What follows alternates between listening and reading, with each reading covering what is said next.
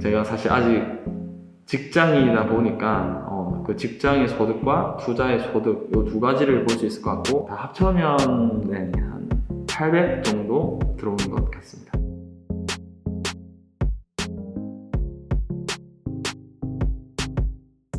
네, 반갑습니다. 저는 승장이고요. 저는 20살 때부터 이제 투자를 시작했었는데 우여곡절 끝에 현재는 이제 수십억의 자산을 모으게 되었고요. 저는 부동산 그리고 외환 투자 이 두 가지로 현재 계속 투자를 이어나가고 있습니다. 만약에 제가 지금 5천만 원이 있다면 저는 내가 뭐를 딱 집중을 해야 할지에 대해서 먼저 정하는 시간을 가져볼 것 같아요.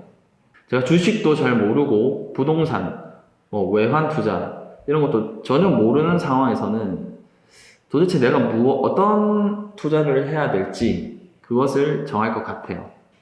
주식 강의도 한번 들어보고 부동산, 외환 이런 여러 가지 강의들을 들어보면서 나한테 맞는 그런 길이 무엇인지를 찾아보는 걸 가장 먼저 할 것 같아요. 그래서 그 5천만 원에 딱 10%를 저는 교육비로 쓸 것 같습니다. 500만 원을 통해서 내가 제일 하고 싶은 그 방향성이 무엇인지를 정한다. 그 정도로 할 것 같고, 그 다음에 나의 방향성을 정했다면 또 다른 500만 원을 거기에 경험을 해보는데 반드시 쓸 것 같습니다. 그리고 지금 제 기억이 남아있다면 저는 이렇게 할 것 같아요. 5천만 원을 가지고 먼저 외환 투자로 굴립니다. 그러면 저는 그 5천만 원을 통해서 한 달에 50만 원 이상은 벌 수 있을 자신이 있거든요. 외환 투자로 나온 그 50만 원을 지속적으로 재투자를 합니다. 그래서 그러한 복리를 이용해서 저는 더 빠르게 종잣돈을 키워갈 것이고요. 그리고 외환 투자와 부동산 공부 그 두 가지를 병행해서 지속적으로 해나갈 겁니다. 그리고 부동산에서 기회를 잡을 겁니다. 최근에 창업 열풍이 불고 있는 것 같습니다. 정말 그런 상황에서 왜 창업은 안 해보고 투자를 먼저 권하느냐? 사실 이거는 제 입장이기 때문이에요. 제가 제일 잘하는 게 그 두 가지였기 때문에 제가 이걸 권했습니다. 세상에 수많은 사람이 있잖아요. 그 사람들이 정말 원하는 건 다 다를 겁니다. 그래서 자신의 성향에 따라서 투자가 아닌 사업을 할 수도 있는 사람이 분명 있다라고 생각합니다. 그렇기 때문에 일단 저는 제가 제일 잘할 수 있는 이 투자를 말씀드렸습니다. 때에 따라서 이러한 직장을 포기하거나 직장인이 아닌 사람들은 저는 당연히 1인 사업 또는 자영업 그리고 그걸 키워나가서 큰 사업체를 만드는 그런 과정을 추천드립니다.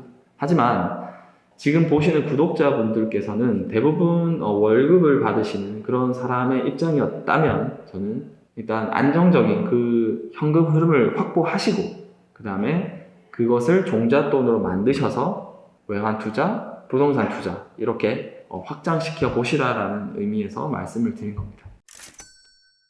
제일 첫 번째로 저축을 먼저 빼두고 난 돈을 가지고 모든 생활을 어떻게 하면 될지를 고민을 했던 거죠. 전 사회 초년생 때 약간 포트폴리오라는 걸 짰다라고 생각을 합니다. 지금 생각해 보니까 어떤 포트폴리오냐면 교통비 포트폴리오, 그 다음에 식비 포트폴리오, 그 다음에 나머지는 교육 포트폴리오, 그 외에는 다 저축을 했던 것 같아요. 저도 사회초년생인데 200만 원을 받았다. 그러면 저는 110만 원인가를 모으는 게 제 최대 목표였거든요. 그래서 그 90만 원을 가지고 어떻게 하면 교통비와 식비와 교육을 내가 할 수 있을지에 대해서 많이 고민을 했었습니다. 그러다 보니까 억지로라도 그렇게 살게 되었고, 뭐 한 1, 2년 정도 살아보니까 전혀 그게 이제 힘들다는 생각은 하지 못했던 것 같습니다. 그런 건 이제 다른 사람들에게 욕을 들어먹겠다. 이제 그 정도까지였던 것 같은데, 저는 이런 게 있었어요. 저는 만약에 여자친구를 만났다면, 그래도 남자가 돈을 내야지 했던 그런 생각을 했긴 했는데, 그래도 돈을 정말 절박하게 모아야 될 때는, 좀 더 제가 덜 냈다 이 정도 아꼈던 것 같습니다. 네. 만약에 제가 20대로 돌아가서 5년의 시간이 주어진다면 첫 번째, 종잣돈 만들기, 두 번째, 투자 공부하기, 세 번째, 그와 관련된 경험하기, 이 세 가지를 할 것 같습니다.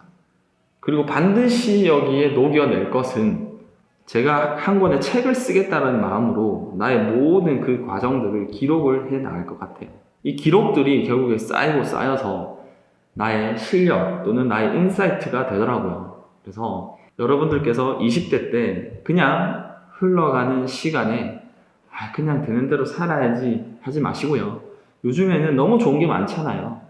다이어리에 기록을 하셔도 되고 또는 노션이든 에버노트든 여러 가지 기록할 수 있는 그런 공간에 자기가 어떻게 살아가고 있는지를 꼭 기록하십시오. 그리고요, 하나만 더 하자면 저는 이 루틴을 꼭 만들 것 같아요. 어떤 루틴이냐면요, 책 읽는 습관 또는 내가 밥 먹는 습관 또는 내가 운동하는 습관, 그런 것들을 만들어낼 것 같습니다.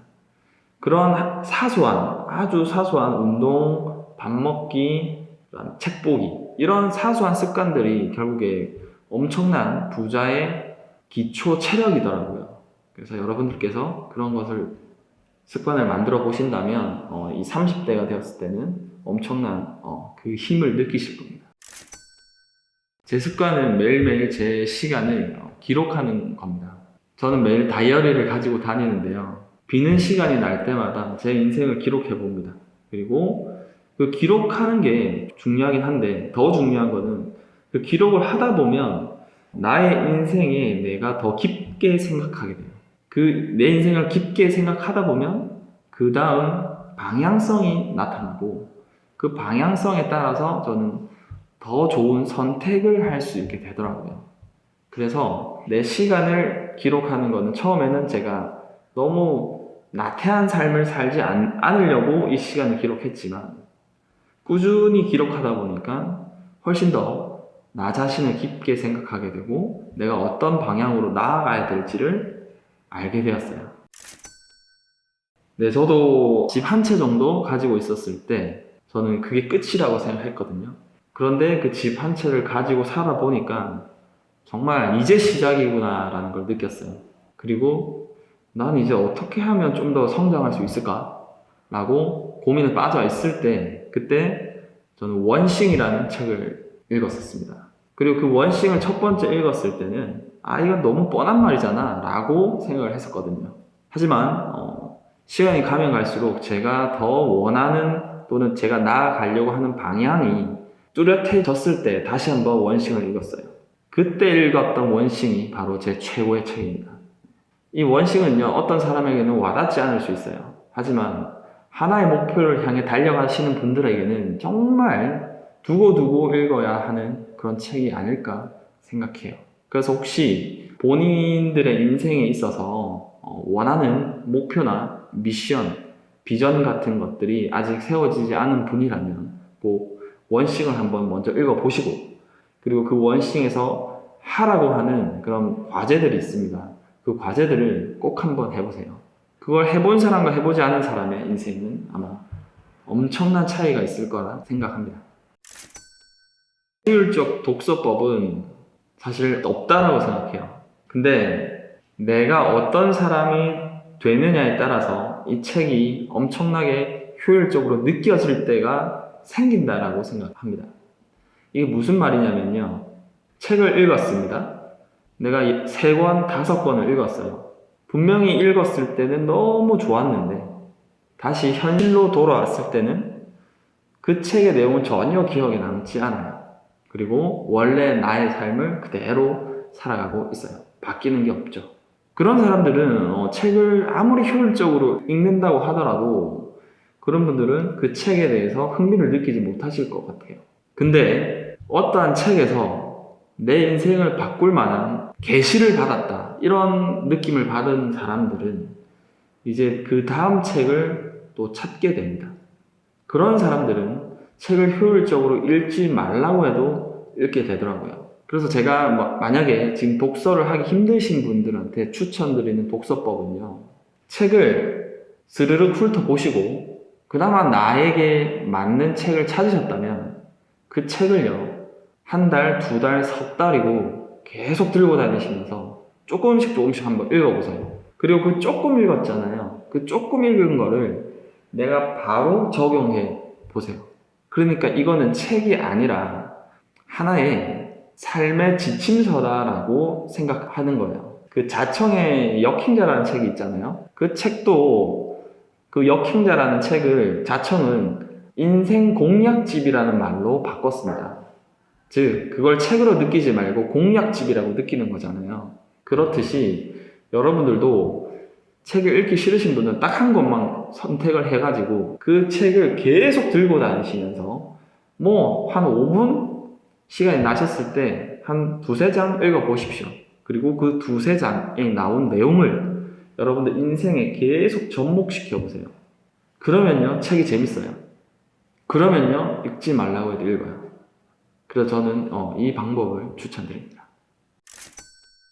자, 끝으로 한 말씀 드리자면 어떤 사람들은 이렇게 생각하세요. 내가 지금 월급을 250만 원을 받고 있어. 내가 한 달에 저축은 120만 원을 해. 1년에 모을 수 있는 돈은 2,400만 원이야. 10년을 모으면 2억 4천이야. 그러니까 나는 아무리 노력해도 부자가 못 돼. 이거는 정말 더하기로 사고하신 겁니다. 인생은요, 더하기로만 사는 사람이 있고요. 인생을 처음에는 더하기로 살다가 나중에는 곱하기로 사시는 분이 있으세요. 근데 어떻게 하면 더하기가 곱하기가 되느냐? 그거는 아무도 알 수 없습니다. 하지만 이 두 가지를 연결해주는 그 고리는요, 바로 자기가 얼마나 자신만의 시스템과 철학을 만들어서 그것을 스노우볼처럼 굴려 나가느냐. 거기서 나도 모르게 더하기가 곱하기로 바뀌는 겁니다. 그래서 지금 내 판단에 있어서 아무리 생각해도 이건 내가 부자가 될 수 없을 것 같아. 이런 생각 다 버리셔야 됩니다. 그리고 그저 오늘 하루를 묵묵히 살아가시면서 배우고 책 읽고 종잣돈을 만들어 나가 보십시오. 그리고 투자를 해 보십시오. 여러분들이 어느 순간 수익률이 5%, 10% 버시다가도 100%, 200%를 버는 그런 날을 꼭 만나실 거예요. 그거는 누구나 만날 수 있어요. 세상에 그래서 사이클이 있는 거고요. 그 사이클이 이러한 행운을 가져다 줄 겁니다.